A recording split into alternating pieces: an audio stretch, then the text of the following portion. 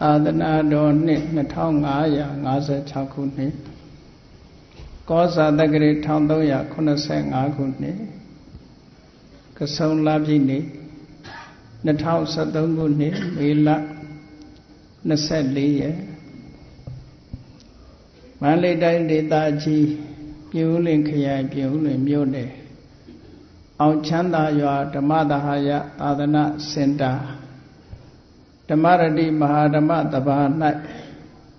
ဆင်ရင်ကျင်းပပြုလုပ်အပ်သည်ကဆုံလပြည့်ဗုဒ္ဓနေ့အမတ်တရဗုဒ္ဓပူဇာဓမ္မသဘင်အခမ်းအနားဝယ်ဦးအောင်မြင့်တော်ရင်မေအကြီးတန်းအင်ဂျင်နီယာမိသားစုမန္တလေးမြို့ဦးစိုးဝင်း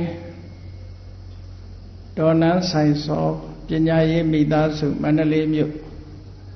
ဦးမောင်ကိုဒေါ်ဆန်းဆန်းအေးအောင်စပုအထီဆိုင်မန်းမြန်မာပလာဇာမန္တလေးမြို့ဝင်းမြင့်ဦးရွှေမိအထက်ဆင်မိသားစုမန္တလေးမြို့တို့၏အမတဒါနဓမ္မဒါနအဖြစ်ဖြင့်ဟောကြားအပ်သောကဆုံလပြည့်နေ့အမှတ်တရမြတ်ဗုဒ္ဓဤစကားများအကြောင်းတရားဒေသနာတော်ဒီကနေ့ညဓမ္မသဘင်ခန္ဓာကိုရွှေဘုန်းတော်သခင်ရှင်တော်မြတ်ဖရာဤမဟာကရုဏာဂုဏ်ကိုအာယုံပြုကာတိကျူဖွဲ့ဆိုအပ်သောဝန္ဒနာပနာမအာတိတဂါထာကိုရွတ်ဆိုပူဇော်ခြင်းဖြင့်စတင်ကြရအောင်ယောကပ္ပဂောတိဟိပိအပမေယံကာလံကရွန်တောအတိဒုက္ခရာနိခေရံကတောလောကဟိတယာနာထောနမောမာကာရုဏိကတတတယောနာထောဝိနိယမြာစွာတတ္တဝါဤချမ်းသာစီးပွားလိုလားတောင်းတဂုံပေါင်းခါသဖြင့်နာထမြညာခြင်းရှင်တော်မြတ်ဖရာသည်ကပ္ပဂောတိဟိပိဂရေကဘာအရေးအတွက်အသင်္ချာတို့ဖြင့်တော်လဲ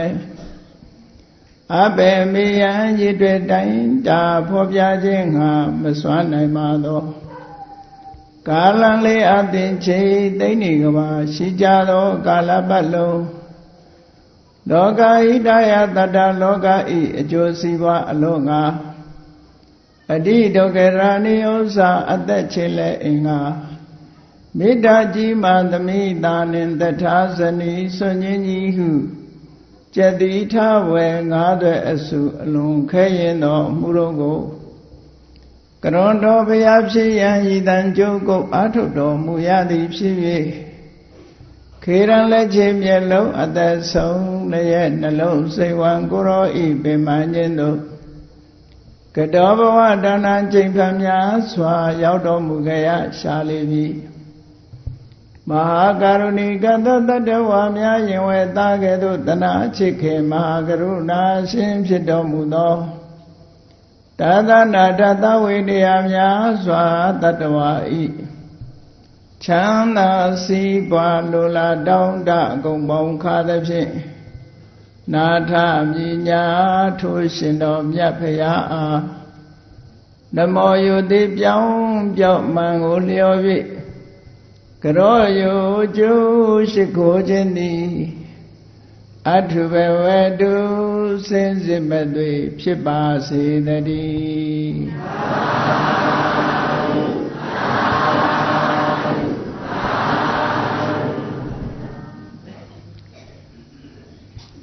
ကဆုံလပြည့်နေ့အမှတ်တရ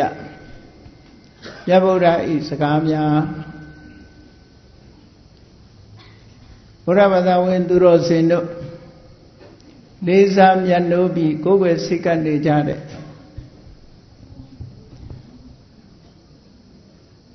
မြတ်ဗုဒ္ဓဟာကဆုံလပြည့်နေ့မှာဖွာတော်မူပြီးကဆုံလပြည့်နေ့မှာပဲသဗ္ဗညုတဉာဏ်တော်ကြီးကိုရရှိလို့ဘုရားဖြစ်သူရောက်ပြီးတဲ့နောက်မှာသက်တော်80အရွယ်မှာကဆုံလပြည့်နေ့မှာပဲ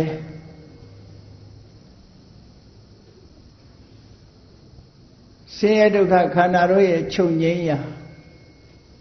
မျက်နှိဗ္ဗာန်သို့ဝင်ဆံတော်မူခဲ့တာဖြစ်တယ်ပေါ့လက်ရှိဗုဒ္ဓဘဝနဲ့ကဆုံလမ်းပြည့်နေ့ဟာသုံးချိန်တိုင်အောင်အမှတ်တရနေများဖြစ်ခဲ့တယ်လွန်ခဲ့တဲ့အသင်္ချေနဲ့ကဘာတသိန်းကာလကလည်းဒီပင်ကရာမြတ်စွာဘုရားထံ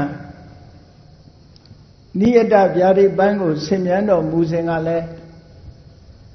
အမတ်တရဟောဒီကဆုံလားတဲ့ပေါ့ကဆုံလားကိုပါဠိဘာသာနဲ့ဝိတာခလို့ဝေတာခလို့ဒီလိုခေါ်တယ်။ဘာဖြစ်လို့ဝေတာခလို့ခေါ်တယ်လဲလို့ဆိုရင်ဒီကနေ့ပေါ်ထွက်လာတဲ့လပြည့်ဝန်းကြီးဟာဝိတာခဆိုတဲ့နက္ခတ်နဲ့ရှင်တွဲပြီးတော့ပေါ်ထွန်းလာတာဖြစ်သောကြောင့်လပြည့်နဲ့ဝိတာခနတ်တို့ရှင်ဝိတာခနက္ခတ်တို့ရှင်တွဲပေါ်ထွန်းလာတဲ့လက်မြတ်ဖြစ်သောကြောင့်ဝေတာခဝိတာခနက္ခတ်နဲ့ရှင်တော်လားလို့ဒီစကားလုံးကိုတီထွင်ပြီးတော့ပါဠိဘာသာအပြင်ဝေတာခလို့ခေါ်ကြတယ်အိန္ဒိယနိုင်ငံတို့သီရိလင်္ကာနိုင်ငံတို့မှာရှိတဲ့ပုဂ္ဂိုလ်တွေကလည်းကဆုံလကိုသူတို့အတန်တွဲနဲ့ဝေတာခကိုပဲဝေဆက်လို့ဝေစာခဝေဆက်ဆိုတဲ့အမည်နာမနဲ့သုံးလို့ဒီစကားလုံးကကဘာသိတဲ့စကားလုံးဖြစ်တယ်ဒါကြောင့်မို့ဘုရားဘာသာနိုင်ငံတွေမှာဝေဆက်ပွဲတော်ဆိုပြီးတော့ဆင်ကျင်းပနေကြတယ်စလုံးပေါင်းတဲ့အခါကျတော့ဝေဆက်ဆိုတာမြန်မာစလုံးနဲ့ရေးမယ်လို့ဆိုလို့ရှိရင်သွေထိုးဝါရီဝေစာလေးရေးချစာနောက်ကခဝေးတတ်ထားတယ်ဝေဆက်ဝေစာခလို့ဒီလိုဆိုလိုတာပေါ့နော်အမှန်ရေးရင်အဲ့ဒါလိုရေးရဝေစာခကိုပဲဝေဆက်လို့ဒီလိုခေါ်တဲ့အတန်မြန်မာလူမျိုးတွေဖတ်တဲ့ပါဠိအတန်နဲ့ပြောမယ်ဆိုရင်ဝေတာခလို့ဒီလိုအတန်ထွက်မြန်မာလူမျိုးတွေအတန်ထွက်တဲ့တကိုကဘာအသီးသီးကလူတွေကဆလိန်တန်ထွက်တယ်မြန်မာနဲ့မတူတဲ့တဆဖြစ်သွားဆတန်နဲ့ထွက်လို့ရှိရင်သူတို့အလုံးနားလဲတယ်ပေါ့ဝေဆက်ပွဲတော်ဆိုပြီးတော့တက္ကရာ2000ပြည့်ကကမ္ဘာကုလသမဂ္ဂ United Nations ဆိုတဲ့ကမ္ဘာပေါင်းစုံမြန်မာနိုင်ငံအပါအဝင်နိုင်ငံပေါင်းစုံပါဝင်တဲ့ကမ္ဘာအသင်းကြီးကဆုံးဖြတ်ချက်တစ်ခုချထားတယ်ဘုရားမြတ်စွာဟာအမြဲတမ်းထူးခြားတဲ့သူတော်စင်ပုဂ္ဂိုလ်မြတ်ဖြစ်တယ်ကမ္ဘာကြီးငြိမ်းချမ်းရေးအတွက်ထူးခြားတဲ့တရားဓမ္မတွေကိုဟောပြောထားတာဖြစ်သောကြောင့်ဘုရားရဲ့တရားတော်ဟာလူတိုင်းရဲ့ယင်တဲ့နှလုံးသားထဲမှာအေးချမ်းစေရုံမျှမကတကမ္ဘာလုံးရဲ့အေးချမ်းမှုကိုပေးစွမ်းနိုင်တဲ့တရားတော်များဖြစ်တယ်ကမ္ဘာငြိမ်းချမ်းရေးအတွက်အထောက်အကူဖြစ်တဲ့မြတ်စွာဘုရားရဲ့အဆုံးအမတော်တွေဒီအဆုံးအမတော်တွေလိုက်နာမယ်ဆိုရင်ကမ္ဘာကြီးကငြိမ်းချမ်းနေမှာပဲယခုကဲ့သို့သူတော်စင်သူတော်မြတ်အမြဲတမ်းထူးခြားတဲ့ပုဂ္ဂိုလ်မြတ်ကြီးကိုအမတ်တရားအနေနဲ့ကမ္ဘာကလေးစားသောအားဖြင့်ကဆုံလပြည့်နေ့တိုင်းကိုဂိဇက်တဲ့ holiday ဗုဒ္ဓနေ့ဆိုတာဆင်ကျင်းပပြီးတော့ကမ္ဘာယုံပိတ်ရဲ့အဖြစ်သတ်မှတ်ထားခဲ့တယ်။အဲ့ဒါလို့သတ်မှတ်ထားသည့်အတွက်ကြောင့်ဝေဆက်ပွဲတော်များကိုဘုရားဘာသာနိုင်ငံအချို့မှာကျင်းပပြုလုပ်ကြတယ်။မြန်မာနိုင်ငံမှာတော့ကဆုံလပြည့်ဆိုရင်ညောင်ရည်သွန်းပွဲဆိုတာလောက်ပဲသိနေကြတယ်။တကယ်ကတော့ဘုရားမြတ်စွာရဲ့မွေးနေ့အခါသမယဖြစ်တယ်ဆိုတာကိုမှတ်သားဖို့ကောင်းတယ်ပေါ့မြတ်စွာဘုရားဟာဒီကနေ့မှာကဆုံလပြည့်နေ့မှာမွေးဖွားခဲ့တာဖြစ်လို့ကဆုံလပြည့်နေ့တိုင်းအမှတ်တရ မြတ်ဗုဒ္ဓရဲ့မွေးနေ့အဖြစ်ဘုရားဘာသာဝင်သူတော်စင်တွေအနေနဲ့7 ပါးသီလကိုခံယူစောင့်တည်ခြင်းမြတ်စွာဘုရားဟောကြားတဲ့တရားဓမ္မတွေကိုလိုက်နာကျင့်သုံးခြင်းဖြင့်ဘုရားမြတ်စွာကိုပူဇော်တာဟာပန်းရည်ချမ်းဆင်မီးပန်းတို့တဲ့ပူဇော်တာတဲ့ပန်းရည်ချမ်းဆင်မီးပန်းတို့နဲ့ပူဇော်တာတဲ့သမ္မာပฏิပတ်တိအနုတ္တရာပူဇာလို့ဆိုတဲ့အတိုင်းလက်တွေ့ကျင့်သုံးပြီးတော့ပူဇော်ခြင်းဟာပို့ပြီးတော့မြတ်မြတ်တယ်လို့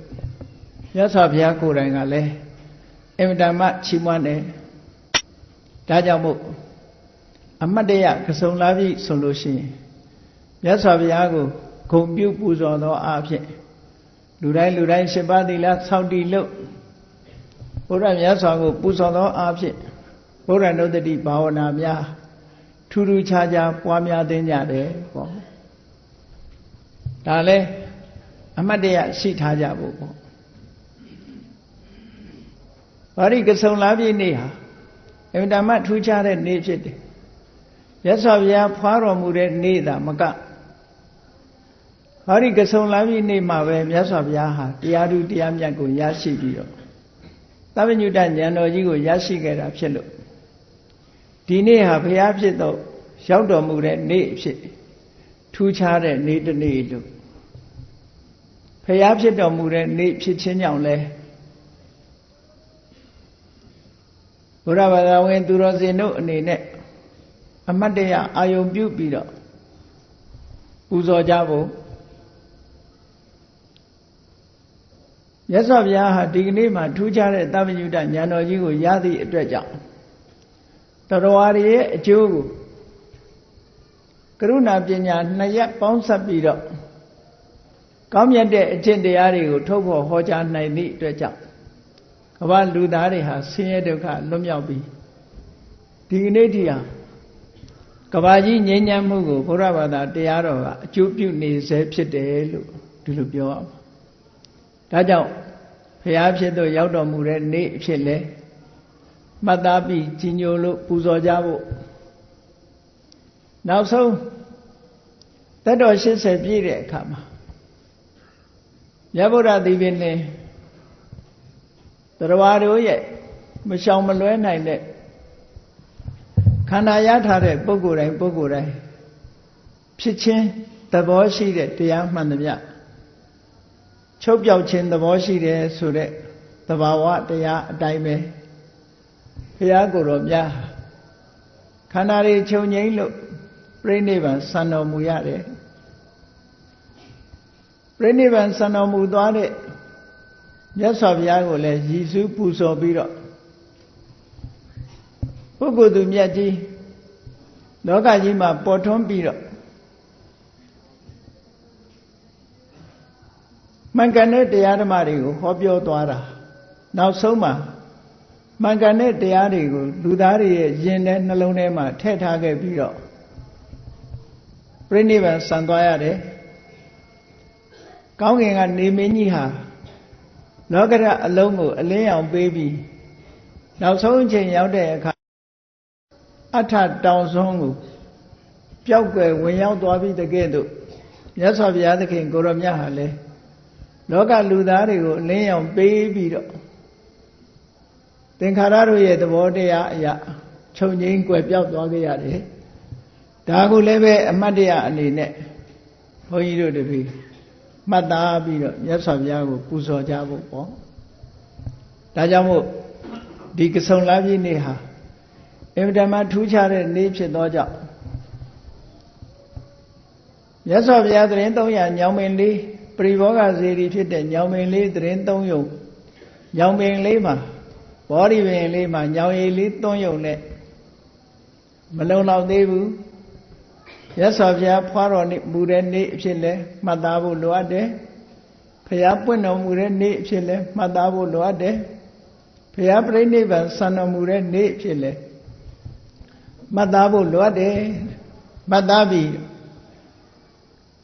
အမတမထူးခြားမြင့်မြတ်တဲ့ပုဂ္ဂိုလ်သူမြတ်ကြီးကိုမြင့်မြတ်သောအကျင့်တွေကိုကျင့်ကြံကြိုးကုအားထုတ်ခြင်းဖြင့်ပူဇော်ကြရမှာဒါကြောင့်မို့ဒီကနေ့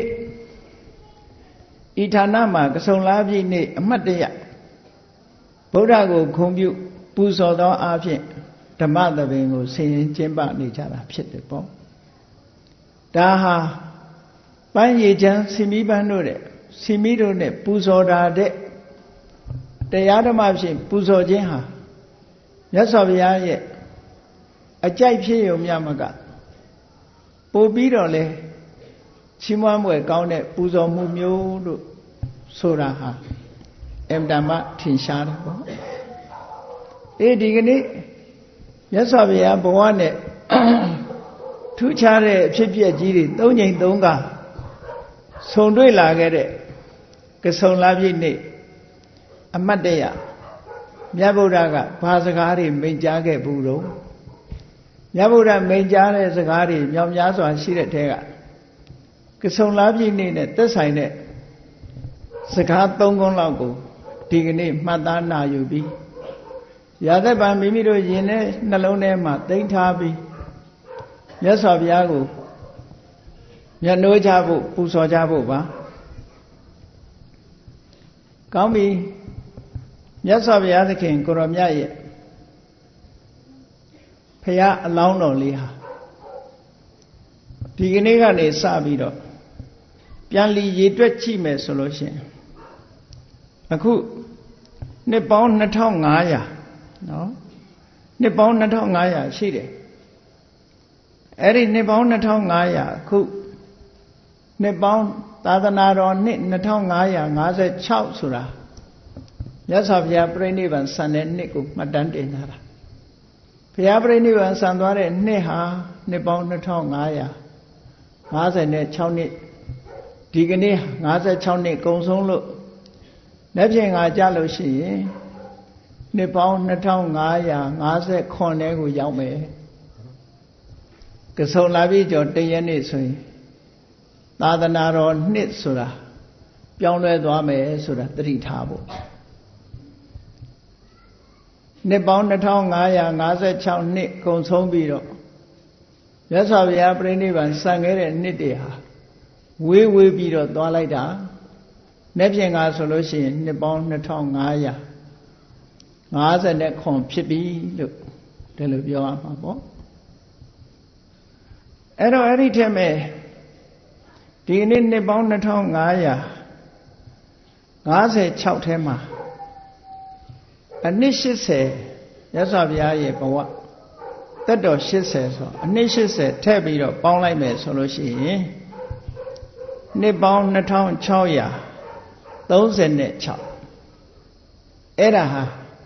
ဘုရားမြတ်စွာမွေးနေ့နှစ်အကြာဟာနှစ်ပေါင်း2636နှစ်မြောက်ကမွေးခဲ့တာလို့ဒီလိုပြောလို့ရတယ်ပေါ့အကယ်၍သာတက်တန်းရှိမယ်ဆိုလို့ရှိရင်မြတ်စွာဘုရားရဲ့တက်တော်ဟာနှစ်ပေါင်း2636နှစ်ရှိပြီလို့ဒီလိုဆိုရမှာပေါ့နော်အဲ့တော့မြတ်စွာဘုရားရဲ့လူဘဝရရှိလာတဲ့နှစ်ဟာအမှန်တမ်းကြာညောင်းလာခဲ့ပြီအဲ့ဒီနှစ်ပေါင်း2636နှစ်မြောက်ပြန်ပြီးတော့ရေတွက်လိုက်တဲ့အခါ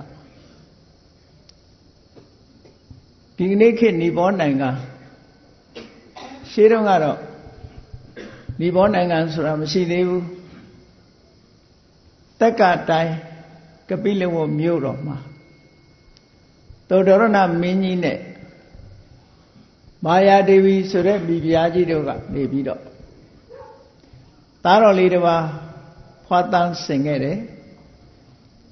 ဖွာတဲ့အခါမှာနန်းတော်ပေါ်မှာမွေးဖွားတာမဟုတ်ဘူးအင်မတန်ထူးခြားတဲ့အတိတ်နိမိတ်နဲ့မွေးဖွားကန်ဒီမှာ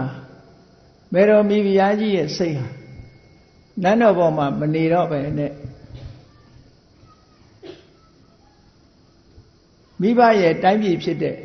မြို့တော်ဖြစ်တဲ့ဒေဝတဟကိုအသွားအမတန်တာယာလှပတဲ့လုံမိနီဥယျာဉ်ကြီးထဲမှာခိတ္တခဏဝင်ရောက်နားနေတဲ့အချိန်လုံမဏီအင်းကြီးမန်းတွေကထူးထူးဆန်းဆန်းနဲ့ကဆုံလာပြည့်နေ့မှာပွင့်နေကြတယ်အဲ့ဒါလို့ပွင့်နေတဲ့အချိန် လောဘနီအင်ဂျင်မန်တစ်ပွင့်ကိုလှမ်းကင်တဲ့ခုစွတ်မလို့လှမ်းကင်လိုက်တဲ့အချိန်လေးမှာပဲဘုရားအလောင်းတော်လေးဖွားမြင်လာခဲ့တာတဲ့တစ်ပင်အောက်မှာဘုရားအလောင်းတော်လေးဟာဖွားမြင်လာခဲ့တာအဲ့တော့ဖွားမြင်လာတဲ့အခါ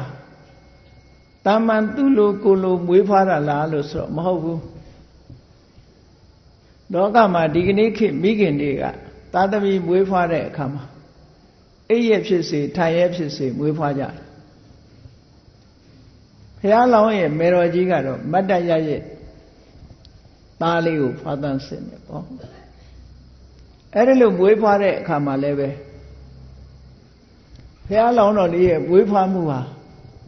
အလွန်ပဲလွယ်လွယ်ကူကူမွေးဖွားခြင်းဖြစ်တယ်ဥပမာပေးထားတဲ့စကားလေးဟာဓမ္မဂတိကပုဂ္ဂိုလ်တရားဟောပြီးလို့ပလင်ပေါ်ကဆင်းတယ်လို့ပဲတဲ့မိခင်ဝမ်းရဲ့အပြင်ဘက်ကိုဆင်းသက်လာခဲ့တယ်လို့ဒီလိုပြောတာပေါ့နော်အဲ့တော့ဒီလိုပြောတဲ့အခါမှာမြန်မာတွေပြောလို့ရှိတယ်ညာတော့အဖြစ်သာသမီတွေမွေးဖွားတဲ့အခါမှာခေါင်းကနေစပြီးတော့ဖွားတာများတယ်ခြေကဖွားတဲ့ပုဂ္ဂိုလ်ကြတော့အနှိတ်ကောင်းတယ်လို့ဆိုပဲနော်သူကနှိတ်ပေးလို့ရှိရင်ယောဂဝေဒနာတွေပျောက်တယ်ခြေကစဖွားအဲ့တော့ဘုရားလောင်းလေးဟာပလင်မော်ကဆင်းကြွတယ်လို့ဖွားတာဖြစ်သောကြောင့်ခြေကနေစဖွားတယ်လို့ဒီလိုပြောရမှာပေါ့ခြေတောက်ကနေမိခင်ဝမ်းကအရင်ကျွတ်ပြီးတော့မတ်တက်ကလေးမွေးဖွားလာတယ်အဲ့ဒီလိုမွေးဖွားလာတဲ့အခါမှာအောက်ကိုမကြရလေအောင်နတ်တွေကအလောင်းတော်လေးကိုမချီကြတယ်ပြီးတော့မှလူတွေကမချီကြတယ်နတ်တွေမချီတာတော့ဘယ်သူမှမြင်ရတာမဟုတ်ဘူးလူတွေမချီတဲ့အခါကျမှသာမြင်ကြရတယ်ပေါ့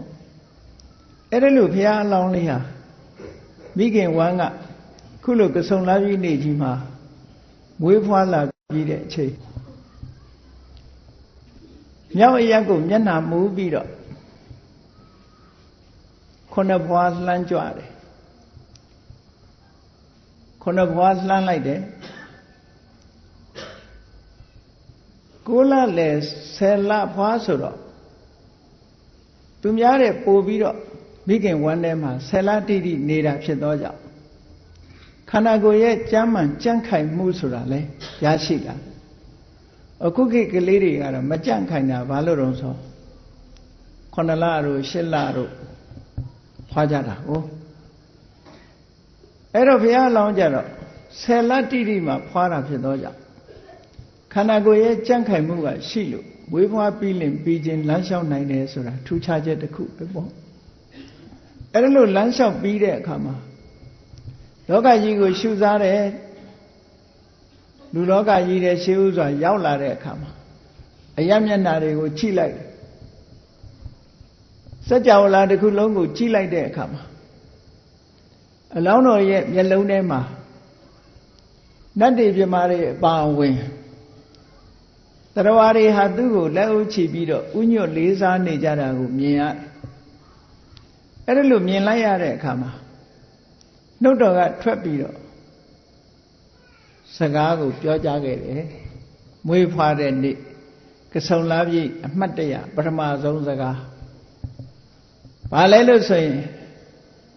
အားလုံးကသူ့ကိုတကိုးကြီးတဲ့ဗြဟ္မာကြီးတွေကအစလက်အုပ်ချီနေကြတာမြင်ရတော့အဂောဟမတမိသူဟာတတ္တလောကကြီးထဲမှာသူဟာအမြင့်မြတ်ဆုံးပုဂ္ဂိုလ်ဖြစ်နေပြီလို့ဆိုနှုတ်ကနေထုတ်ဖော်ပြီးတော့ဝန်ခံပြောကြလိုက်တယ်စိတ္ထောဟမတမိလောကတအလုံးကသူ့ကိုအလေးပြုနေတာဖြစ်သောကြောင့်လောကထဲမှာသူဟာ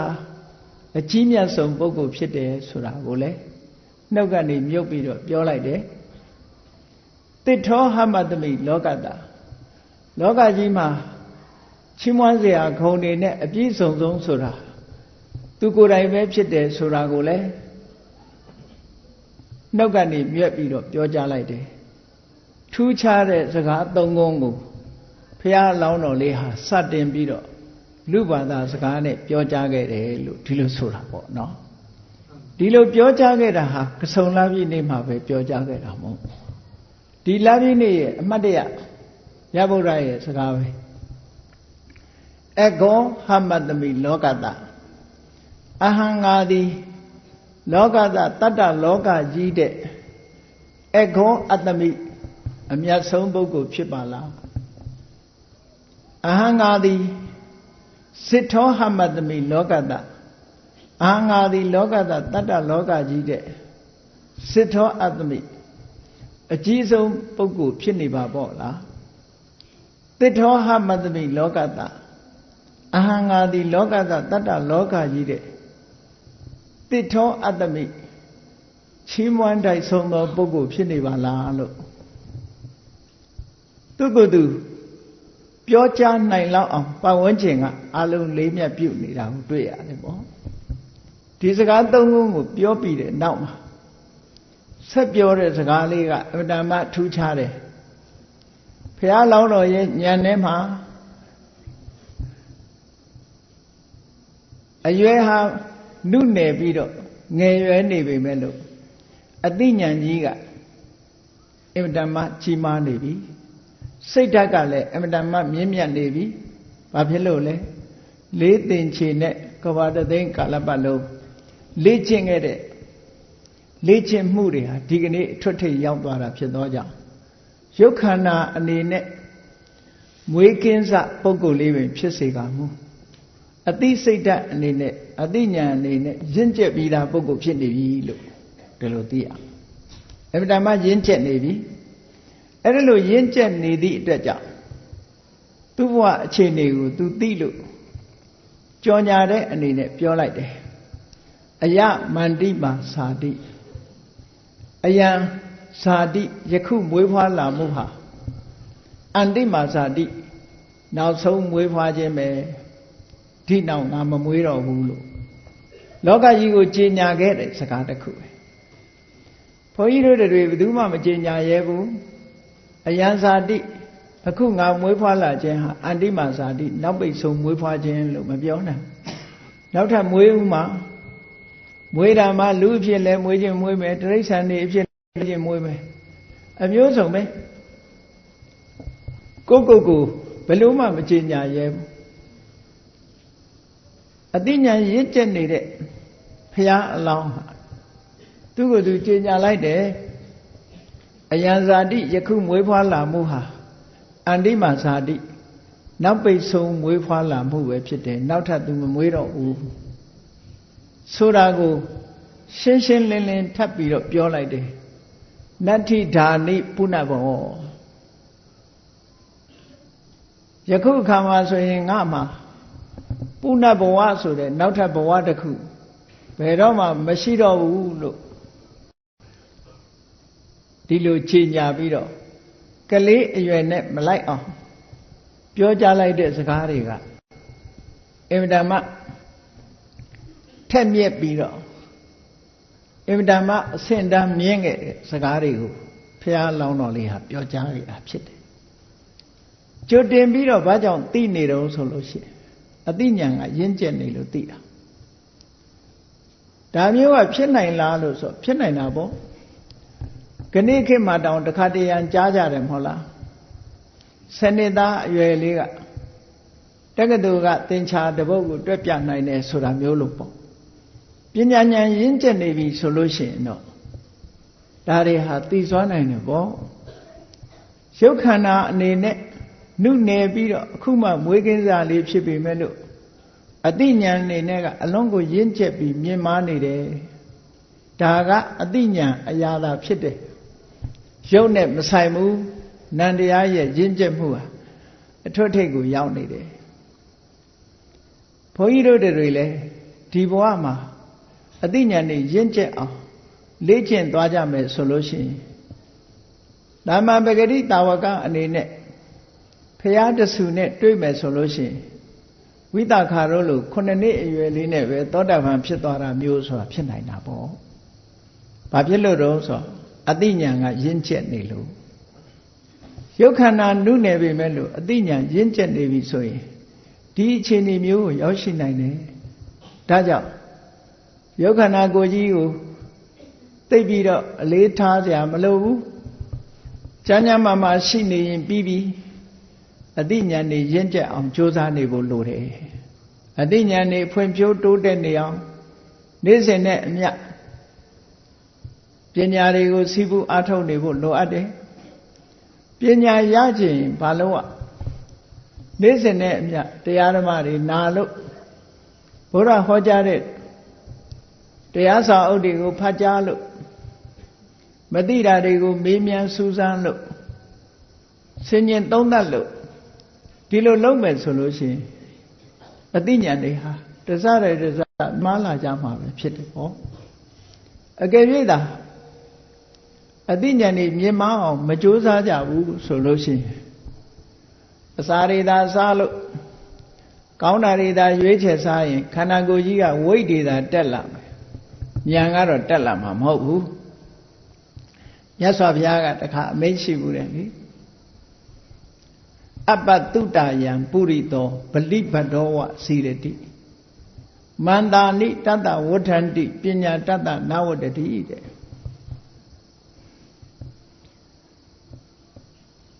အသက်ရည်ကြီးလို့မခိုင်းတော့တဲ့နွားကြီးတကောင်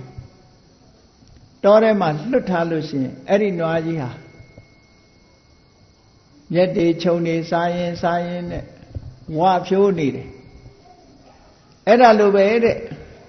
တရားဓမ္မလည်းမနာဘူးစာပေတွေလည်းဖတ်ရှုခြင်းမရှိဘူးမေးမြန်းလေးလာခြင်းလည်းမရှိပဲနဲ့အပြင်းထူပြီးတော့နေတဲ့ပုဂ္ဂိုလ်တယောက်ရဲ့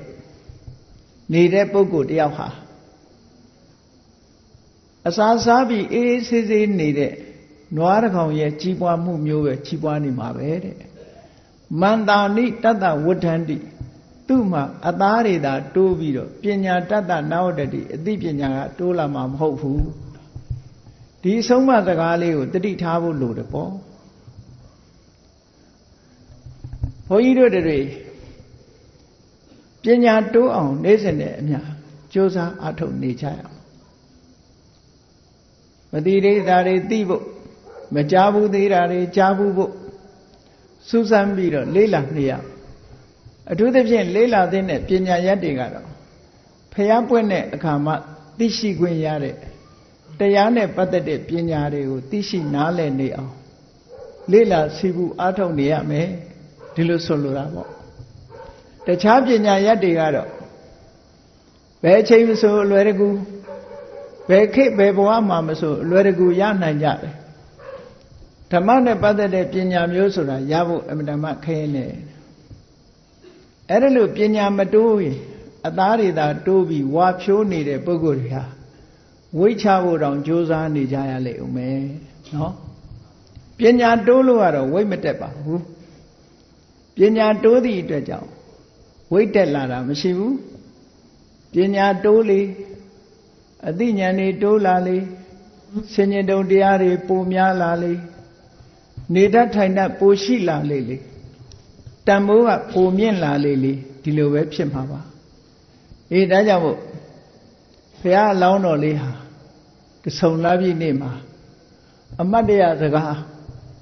မြတ်ကြားပြောဆိုခဲ့တာ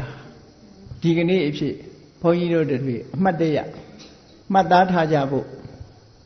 တို့တွေဟာအသိဉာဏ်ရင့်လာတဲ့တနေ့မှာ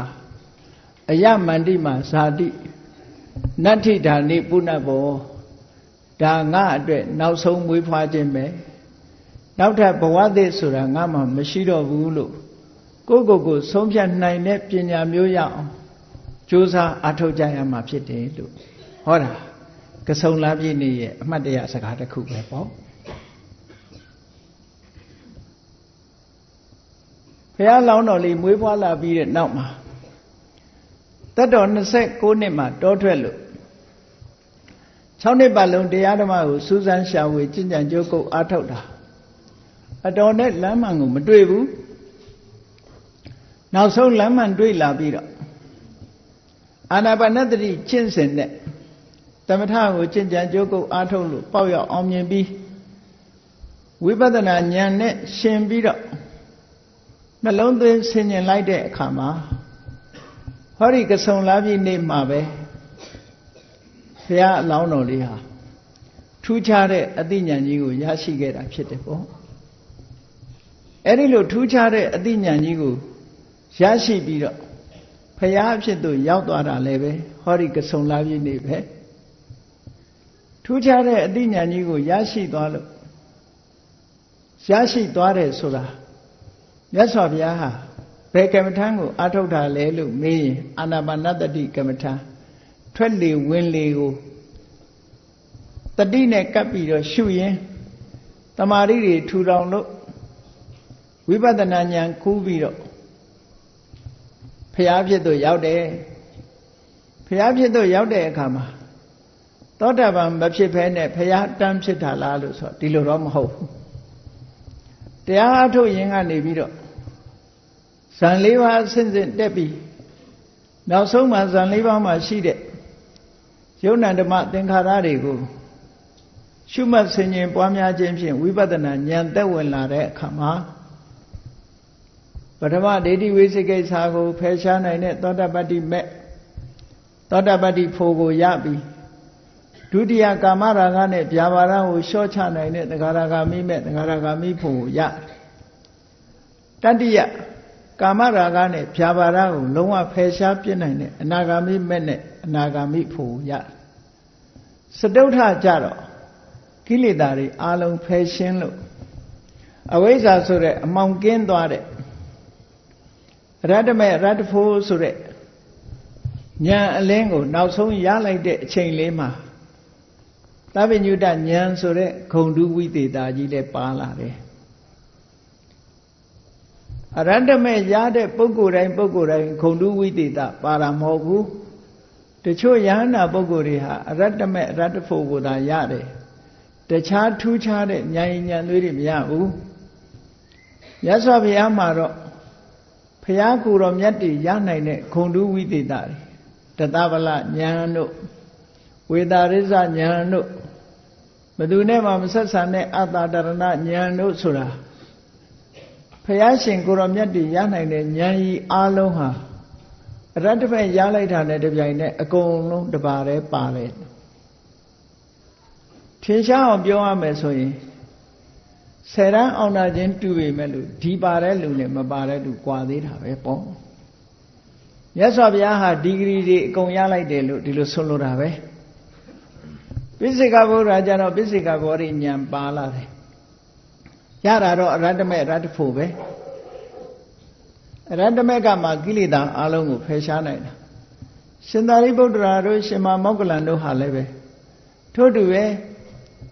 အရတ္တမေအရတ္တဖို့ရလိုက်တာနဲ့တပြိုင်နက်အရတ္တမေရလိုက်တာနဲ့ဧကတာဝကတွေရနိုင်တဲ့ဉာဏ်ဉာဏ်စွမ်းအစွမ်းတတ္တိတွေအကုန်ပါသွားတယ်တာမန်ယဟန်တော်တွေကြတော့တချို့ကြတော့ဝိဇ္ဇာ3ပါးဆိုတာပါတယ်တချို့ကြတော့အဘိညာဉ်6ပါးဆိုတာပါတယ်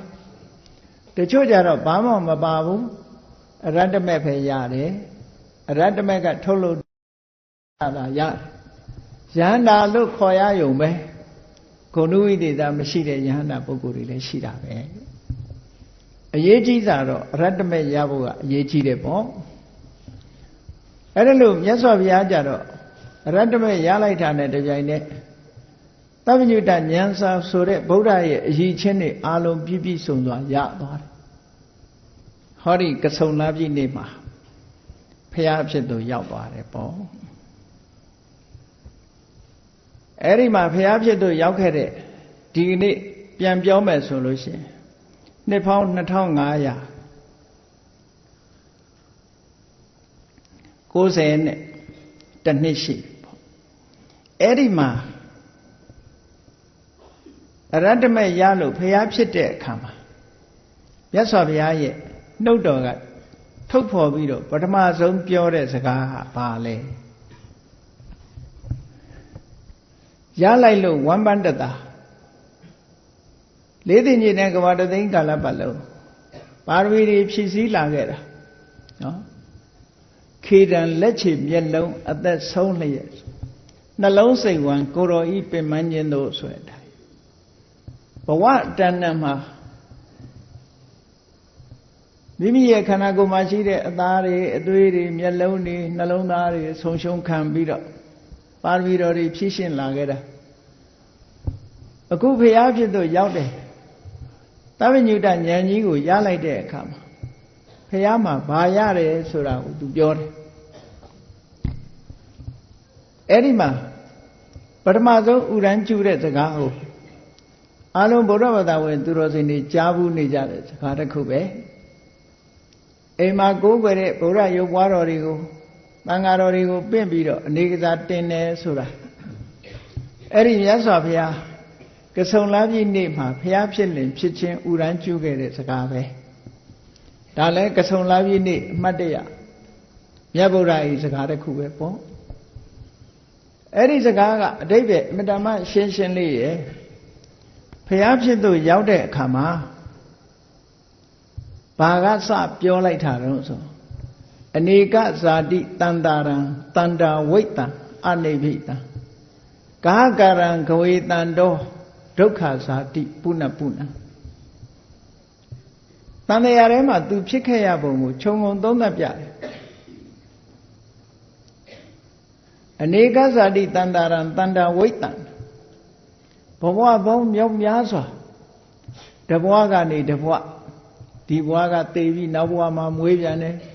ဒီဘဝကသေပြီးနောက်ဘဝမွေးပြန်တယ်အဲ့ဒါကိုတဘဝကတဘဝပြေးသွားနေရတယ်လို့ဒီလိုတင်စားပြီးတော့သုံးတာအမှန်ကတော့ပြေးနေတာတော့မဟုတ်ဘူးပေါ့ဘဝတစ်ခုအဆုံးသတ်သွားလိုက်နောက်ဘဝတစ်ခုပေါ်လာလိုက်ဘဝတစ်ခုအဆုံးသတ်သွားလိုက်နောက်ဘဝတစ်ခုပေါ်လာလိုက်အဲ့ဒီလိုဘဝပေါင်းဟာ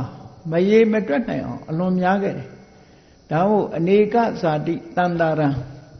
လှည့်လည်ပြီးတော့ဖြစ်နေတဲ့ဘဝတွေအများကြီးတန္တာဝိတ္တမယမနာခဏနားအောင်မယ်ဆိုလို့မရဘူးသေးသေးချင်းနောက်ဘဝရောက်သွားပြန်ပြီဒီဘဝသိလိုက်တာနဲ့နောက်ဘဝမွေးပြန်ပြီအဲ့ဒါလို့ဘဝတစ်ခုကနေဘဝတစ်ခုကူးပြောင်းပြီးတော့တန်တရားကျင်လည်ခဲ့ရတယ်တဲ့ဒါဖြင့်တန်တရားကြီးထဲမှာဘာဖြစ်လို့အခုလိုတန်တရားဘဝမြောင်များစွာကျင်လည်ပြေးသွားနေရသလဲလို့မေးစရာရှိတော့ကာဟကာရံခဝေတန္တော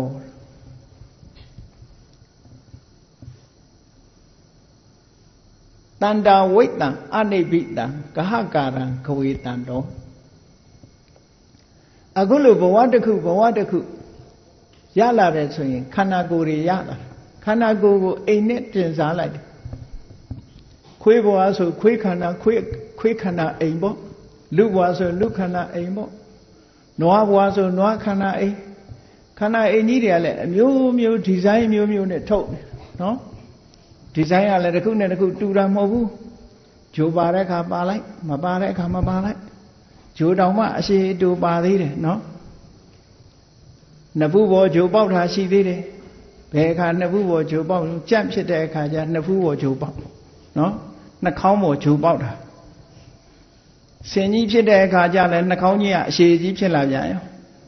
အဲ့ဒါလို့ဘဝမှာဒီဇိုင်းအမျိုးမျိုးနဲ့နော်ဒီဇိုင်းအမျိုးမျိုးနဲ့ဒီလိုဖြစ်နေတာဟာဘာကြောင့်ဖြစ်တာတုံးလို့ဆိုဒီခန္ဓာအိမ်ကြီးကိုဘယ်သူကဒီဇိုင်းထုတ်ပြီးတော့ဆောက်နေတာတုံးလို့စဉ်းစားတော့လည်းပဲအဖြေမထုတ်နိုင်ခဲ့ဘူးတဲ့အသိဉာဏ်မရခဲ့ဘူးဟုတ်တယ်အဖြေမထုတ်နိုင်လို့ဘုန်းကြီးတို့တွေဟာဒီဘဝကသိရင်နောက်ဘဝမှာဒီဇိုင်းတစ်မျိုးနဲ့ပေါ်လာအောင်မှာပဲမပေါ်ဘူးလို့မဆိုနိုင်ဘူးကံဆိုတဲ့ဒီဇိုင်နာကဆွဲပေးထားတဲ့အတိုင်းနောက်ထပ်ပုံတစ်ခုတော့ပေါ်လာအောင်ပါပဲလူဘဝရောက်တဲ့အခါလဲအသားမဲမဲနဲ့ပေါ်ခြင်းပေါ်လာတယ်အသားဖြူဖြူနဲ့ပေါ်ခြင်းပေါ်အယုတ်ဆိုးကြီးတန်တဲ့ပုံနဲ့လည်းပေါ်ခြင်းပေါ်လာတာရုပ်ချောတဲ့ပုံနဲ့လည်းပေါ်ခြင်းပေါ်လာအမျိုးကိုစုံတာရလာတဲ့ဘဝလေးကိုတခါဒီဇိုင်းမျိုးမျိုးထပ်ပညာသေးတာနော်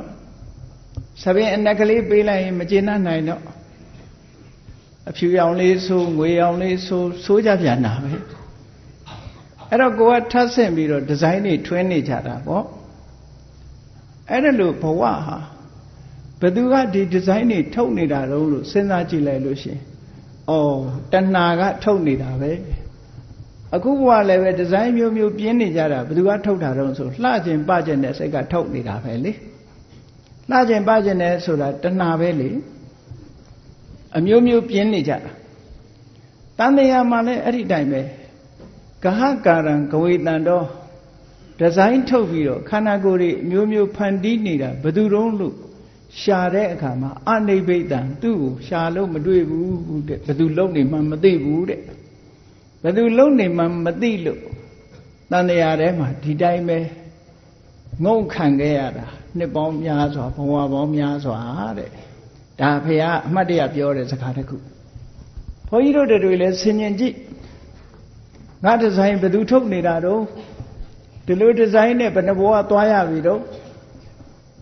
ရသော်ဗျာနာမတဲကတုတ်မှာဟောထားသလိုကိုမျက်စိအောင်တိရစ္ဆာန်နေမြင်ငါလည်းဒီဒီဇိုင်းမျိုးတွေရခဲ့ဘူးတာပဲလို့အောက်မေ့ပြီးတော့နော်ဝက်မြင်စားဖို့ရမအောက်မေ့လေနဲ့ငါလည်းဒီဒီဇိုင်းမျိုးရခဲ့တာပဲလို့ပြောကြက်မြင်လည်းဒီဒီဇိုင်းမျိုးတွေငါဖြစ်ခဲ့တာပဲလို့ဒီလိုနှလုံးသွင်းအဲ့ဒီမှာဒီဒီဇိုင်းတွေဘယ်သူထုတ်နေတာတော့အိမ်ဘယ်သူဆောက်တာတော့လို့ရှာဖွေလိုက်တဲ့အခါရှာလို့မတွေ့ဘူးတဲ့ဒါဖြင့်ဘာလို့ဒုက္ခခံရှားနေတာတော့လို့မေးလို့ရှိရင်ဒုက္ခဇာတိပုဏ္ဏပုဏ္ဏအကြောင်းများစကားလေးอ่ะဇာတိပုဏ္ဏပုဏ္ဏထပ်တလဲလဲဘဝမှာပြန်မွေးခြင်းဟာဒုက္ခပြီးတော့ဒုက္ခရောက်တယ်မသက်သာဘူးပေါ့ဟုတ်တာပဲမွေးရတယ်ဆိုပဲသက်သာမလဲနော်လူဘဝမွေးတဲ့အခါမှာမိခင်ရဲ့ဝမ်းထဲမှာကိုယ်လာလွယ်လို့ဒီလိုနေရလောက်ဆင်းရဲမယ်ဆိုတော့စဉ်းစားကြည့်ပေါ့ကြက်တို့ဘာလို့ကြတော့ဥထဲမှာတစ်ခါနေရတယ်ဗိုက်ထဲကဥလေးဥချလိုက်တဲ့အခါအပြင်မဲ့ရောက်တော့တစ်ခါနေရပြန်တယ်နှစ်ထပ်ကွမ်းထောင်ချခံရတယ်ပေါ့ဒီလိုဆိုတာပါအဲ့ဒီကမှယုံကန်ထွက်လာမှအကောင်ဖြစ်တာအကောင်ဖြစ်ပြန်တော့လူပါဇက်ထဲပြန်ရောက်တော့ပြန်ဒီလိုတွေအဲ့တော့ဒုက္ခဇာတိပုဏ္ဏပုဏ္ဏမွေးလာပြီဆိုရင်ဒုက္ခဖြစ်တာသိကြတယ်လေဘုန်းကြီးတို့တွေခေါင်းကိုက်ရတာနဲ့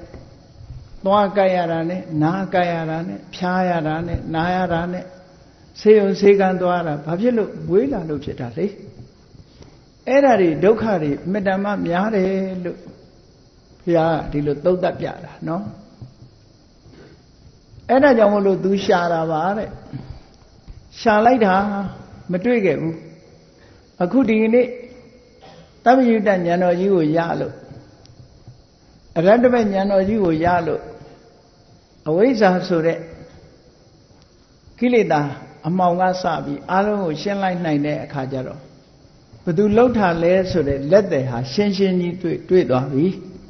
ဒါကြောင့်မို့ဘုရားလောင်းကဘုရားကိုတော်မြတ်ကဆက်ပြီးတော့မိန့်ကြားတာကဂဟကာရကဒိဋ္ဌောတိဒီဇိုင်းထုတ်ပြီးတော့အိမ်ဆောက်နေတဲ့လူကိုငါတွေ့ပြီတဲ့အခုဘယ်သူလုံနေတယ်ဆိုတာလက်တယ်ကိုတွေ့ပြီဂဟကာရကဒိဋ္ဌောတိပုဏ္ဏဂေဟနခာတိနောက်ထပ်ဆောက်ခွင့်မပေးတော့ဘူးတဲ့ဘယ်သူလုံနေတယ်ဆိုတာသိသူ့ကိုဖယ်ရှားတော့မယ်နောက်ထပ်ဆောက်ခွင့်မရတော့ဘူးဆောက်ခွင့်မရအောင်ဘာတွေဖြစ်စည်းပြလိုက်တာတော့ကာကာရကဒိဋ္ဌောတိပုဏ္ဏဂေဟနဂဟတိသဗ္ဗတိဖာတုကဘက်ခာအလုံးအဆောင်အမှုအတွက်အသုံးကျမဲ့အရာတွေအကုန်လုံးဖြတ်ပလိုက်ပြီချိုးဖြတ်ပလိုက်ပြီဂဟကုတံဝိသင်္ခတံအရေးပါတဲ့အရာကိုလည်းပဲဖြည့်ဆည်းပြလိုက်ပြီဆိုလိုတာကကိလေသာတွေကိုဖြည့်ဆည်းပြလိုက်ပြီကံတွေကိုဟောဒီခန္ဓာကိုယ်ကြီးခန္ဓာအိမ်ကြီးကိုဆောက်လုပ်ခြင်းအကြောင်းဖြစ်တဲ့အဆောက်အဦတွေတခုမှမရှိတော့ဘူးပရိစ္ဆသမုပ္ပါဒ်နဲ့ပြောမယ်ဆိုရင်အဝိဇ္ဇာကိုရှင်းလိုက်နိုင်တာနဲ့တပြိုင်နက်သင်္ခါရဆိုတာရှင်းပြလိုက်နိုင်ပြီသင်္ခါရရှင်းပြလိုက်နိုင်တာနဲ့တပြိုင်နက်ဝိညာဏတို့ နာယုတ်တို့သလရဏတို့ဖတ်တာတို့ဝေဒနာတို့ဆိုတာမလာတော့ဘူးဒီလိုဆိုလိုတာပေါ့နော်အဲ့ဒါတွေကိုဖယ်ရှားလိုက်ပြီဝိသင်္ခါရခတံစိတ်တံငါရဲ့စိတ်လေးဟာပြုပြင်ပေးတတ်တဲ့အကြောင်းတရားတွေကံတို့ကိလေသာတို့ဆိုတဲ့ကမ္မဝတ်ကိလေသာဝတ်ဝိပါကဝတ်ဆိုတဲ့ဝတ်သုံးပါးထဲမှာကိလေသာနဲ့ကံနေကိလေသာတွေကိုဖျက်ဆီးပစ်ခြင်းအဖြစ်ကံတရားတွေကိုလည်းပဲအလုံးမဖြစ်အောင်လုပ်လိုက်တာပဲဒါကြောင့်မို့ကံနေကိလေသာတွေချုပ်ငြိမ်းသွားအောင်ဆောင်ရွက်လိုက်တော့ဖန်တီးပေးမဲ့သင်္ခါရတွေကင်းသွားပြီအဲ့ဒီကင်းတဲ့နိဗ္ဗာန်ဆိုတာကိုသူစိတ်လေးဟာရောက်နေပြီဒါကိုရှာတွေ့လိုက်ပြီလို့ဒီလိုပြောတယ်ဝိသင်္ခါရကတံစိတ်တံငါရဲ့စိတ်လေးဟာသင်္ခါရတွေလုံးဝချုပ်ငြိမ်းသွားတဲ့နိဗ္ဗာန်ကိုအာယုံရောက်သွားနိုင်ပြီရောက်ရှိသွားပြီတဏ္ဏနံခယမစ္စကတဏှာတွေအလုံးကုန်ခန်းအောင်လုပ်နိုင်တဲ့အရတ္တမဲဆိုတဲ့အစွမ်းထက်တဲ့ဉာဏ်လက်နဲ့ကြီးကိုအခုငါရလိုက်ပြီလို့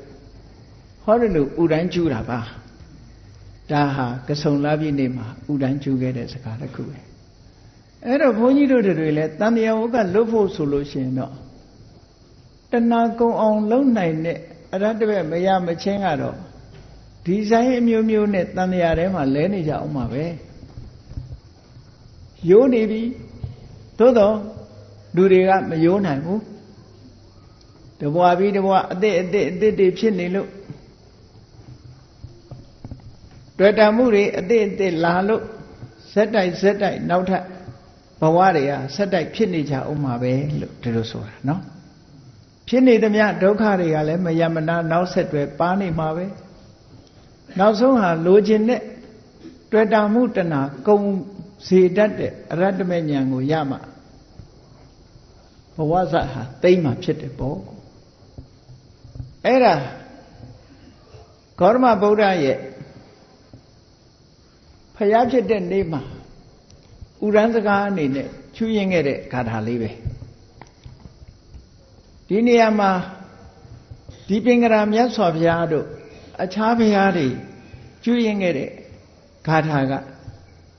ဒီအနေကဇာတိဂါထာတွေမကဘူးနောက်ထပ်ဂါထာလေးနှစ်ပုဒ်ရှိသေးတယ်ဒါကထူးခြားတယ်လို့ပြောရမှာပေါ့နော်ဂေါတမမြတ်စွာဘုရားနဲ့ပတ်သက်လို့ကတော့ဒီလောက်ပဲပါပြီးတော့ဒီပင်ကရာမြတ်စွာဘုရားတို့တခြားဘုရားတွေမှာနောက်ထပ်အဓိပ္ပာယ်ထူးခြားတဲ့ဂါထာလေးနှစ်ပုဒ်ကိုလည်းဥရန်စကားအနေနဲ့မိန့်ကြားခဲ့တာဒီနေ့အမှတ်တရဖြစ်မှတ်သားကြဖို့အယောဂနဟတတေဝဆလတောသာတဝေထတောအနုပုပ္ပုပတန္တတယထာနဈာယတေဂတိယထာနညာယတေဂတိဆိုလိုတဲ့အဓိပ္ပာယ်ကတော့တံပြားကြီးကိုမီးဖုတ်ရဲနေပြီဆိုတဲ့အခါကျတော့အဲ့တံပြားကြီးကိုတူနဲ့ထုလိုက်တဲ့အခါမှာမီးပွားလေးတွေမီးပွင့်လေးတွေပေါ်လာတယ်လေမီးရဲဖုတ်ထားတဲ့တံပြားကိုထုလိုက်လို့ရှိရင်မီးပွားလေးတွေလွင့်သွားလွင့်ပြီးတော့ပေါ်လာတယ်အဲ့ဒီလွင့်ပေါ်လာတဲ့မီးပွားလေးတွေခဏလေးပဲငြိမ်းသွားတာသေချာမမြင်ဘူးရင်ပပဲသွားချိပေါ့နော်တံပြားထုလိုက်တဲ့အခါမီးပွားလေးတွေဘွားကနေပေါ်လာပြီးတော့လွင့်ပြီးငြိမ်းသွားတယ်အဲ့ဒီငြိမ်းသွားတဲ့မီးပွားလေးတွေဟာဘယ်ရောက်သွားတာတုံးလို့လိုက်ရှာမယ်ဆိုရင်တွေ့နိုင်မှာမလားမတွေ့နိုင်ဘူးတဲ့အဲ့ဒါလိုပဲတဲ့ဧဝံတမ္မာဝိမု tta နာကာမဗန္ဒောပခါရိနာတဏှာဆက်အနှောင်ဖွဲ့ကိုဖြတ်ကျော်ပြီးတဲ့ပုဂ္ဂိုလ်တွေစိတ်ဓာတ်ရဲ့လွတ်မြောက်မှုကိုရရှိပြီးတဲ့ပုဂ္ဂိုလ်တွေမှာပညာပေတုံဂတိနတ္ထိပြိဋိဘံစံသွားတယ်ဆိုတာဘယ်ရောက်သွားတုံးလို့လိုက်ရှာလို့မရဘူးတဲ့ခုနကတူနဲ့ထုလိုက်လို့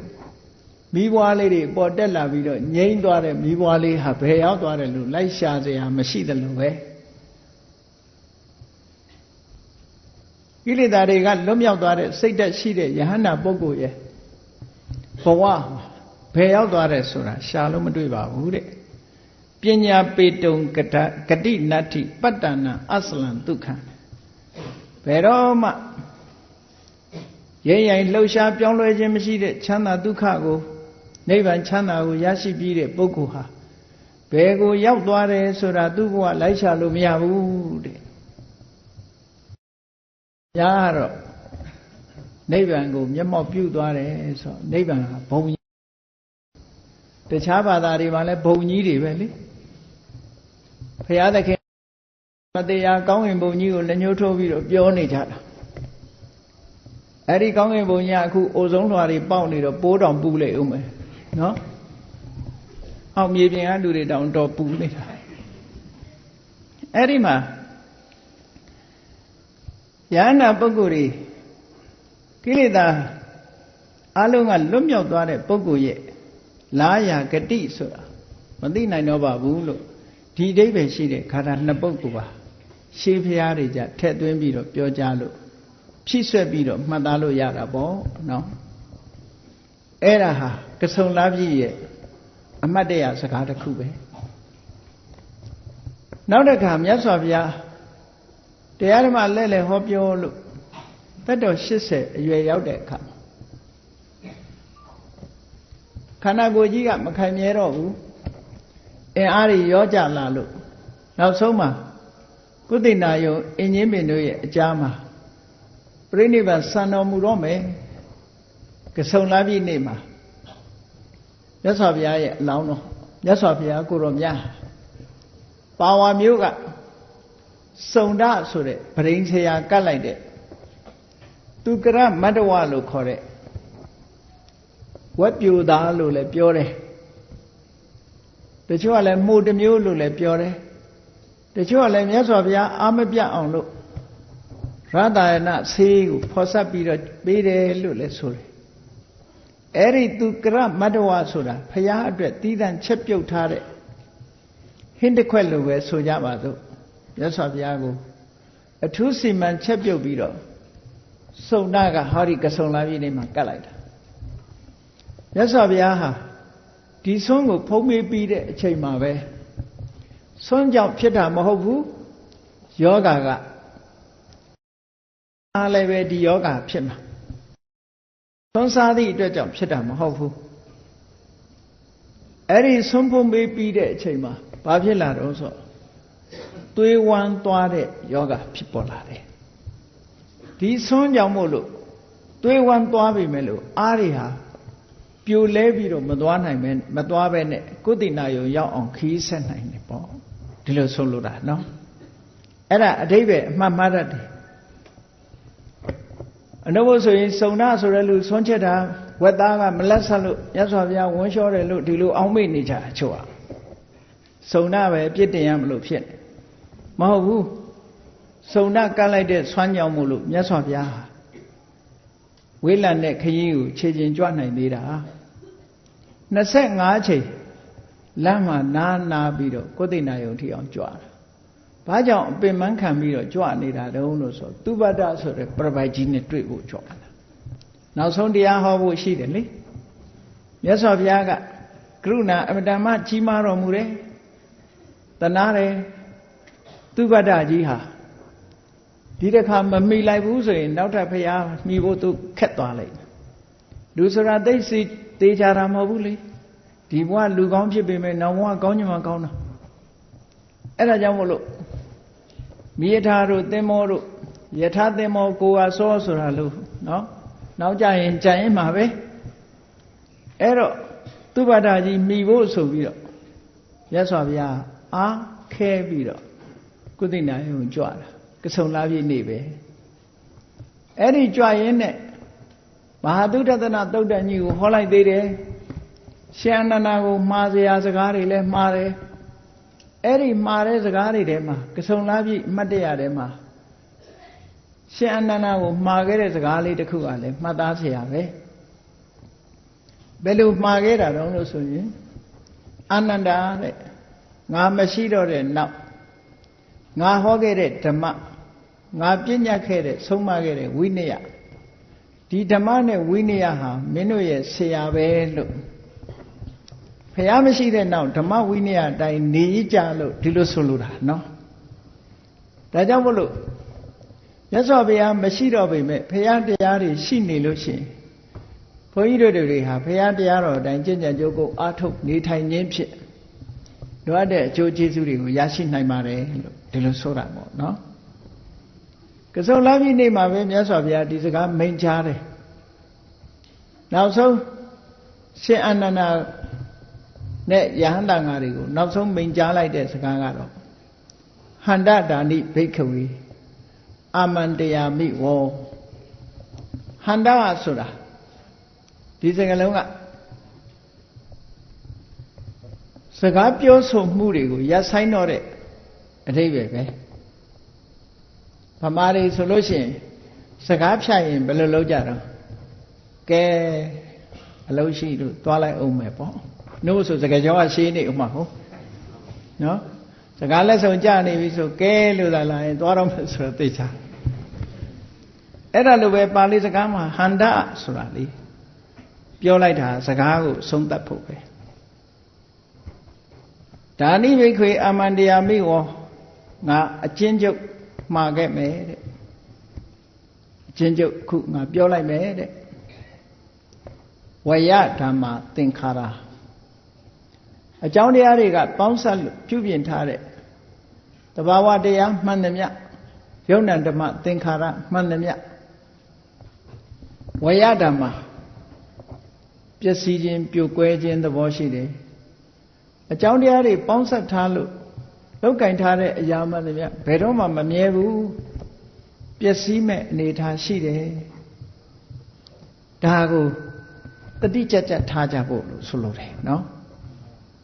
ဒီလိုတတိပေးပြီမဲ့လို့ငါမသေးသေးဘူးလို့ပဲအောင်းမိတ်နေကြတာလူတွေကနေ့စဉ်သေးနေတာတော့မမြင်ဘူး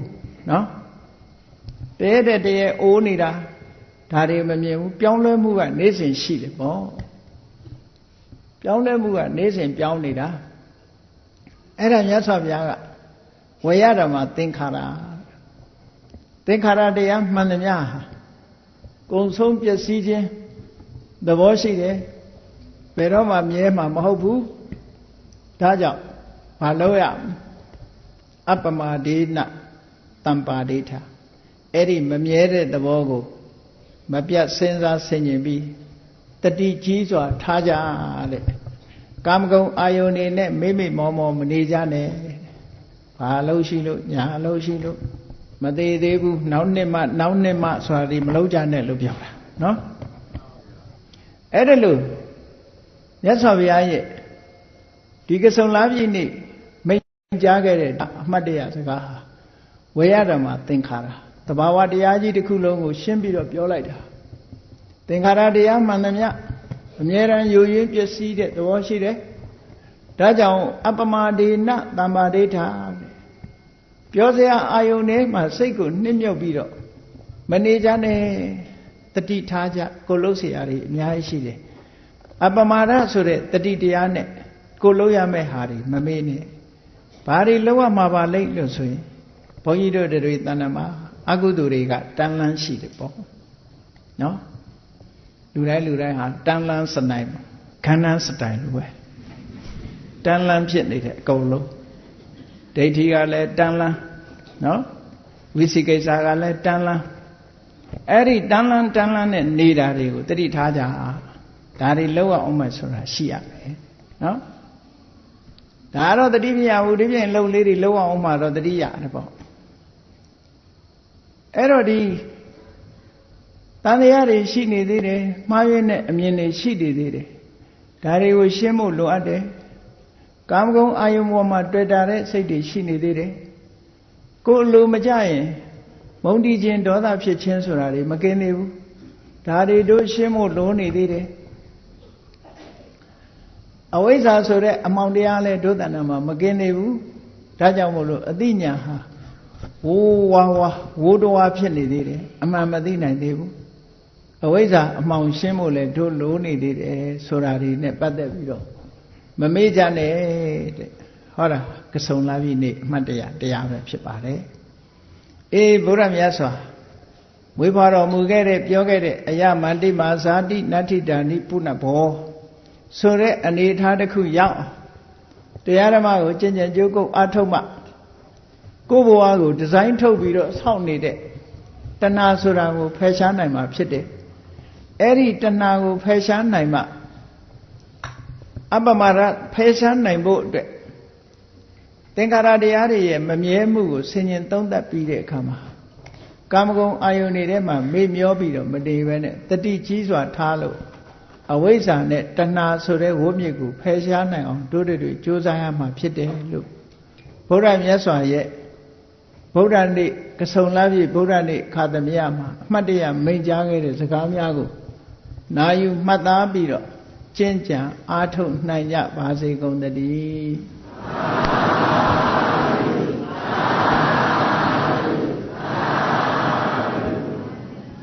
မေတ္တာပို့ရအောင်တတ္တဝါများစွာဘေးရန်ကွာချမ်းသာကြပါစေတတ္တဝါများစွာဘေးရန်ကွာချမ်းသာကြပါစေမေတ္တာရေချမ်းသုံးငါဖြံငြိမ်းချမ်းကြပါစေမေတ္တာရေချမ်းသုံးငါဖြံငြိမ်းချမ်းကြပါစေသက်ရှိကျမ်းမာစိတ်ချမ်းသာလူရဆန္ဒပြေပါစေသက်ရှိကျမ်းမာစိတ်ချမ်းသာလူရဆန္ဒပြေပါစေဘောလန္တဒုက္ခပင်ကစားမေတ္တာပုံနေတုသင်္ကမမနောတရာတိတဝေတံဘဝယန္တုဒုက္ခန္တကမေတ္တာပုံနေတုသင်္ကမစုပေါင်းပုတ်အပ်မေတ္တာတဟုရောင်မြူပါဝင်းငွေလာမင်းနှင့်ရောင်ခြင်းရှက်ယုံပေါင်းဆောင်ရခြင်းကြောင့်တဝေတံကျွမ်းမဲ့ဥတုံလုံးစုံများစွာတတ္တဝါတို့ဤမနောတိရတိပြင်းပြဖြူစင်အေးကြည်လင်းသည့်ရေစဉ်ပြည်တင်းစိတ်နှလုံးတည်ဟုသောရေအိုင်ကြီးအတွင်၌ဒုက္ခပင်ကစားစင်ထာဝရအေးမြကြည်သာတာယာပွင့်လန်းချမ်းသာဒုက္ခအတိဟုသောကုမုဒ္ဒရာကြပန်းတို့သည်ဖုံးလန္တာဝန္တာရွှင်မြူဝမုံလူလျက်ကြည်နူးပွဲကြုံဖူးပွင့်ညကုန်သည်ဖြစ်၍ဒုက္ခနကလေအောင်လေးတဲ့ရောရှက်သင်ပြန့်ပီတိတိဟုသောယနံတို့သည်ဘဝယန္တုကောင်း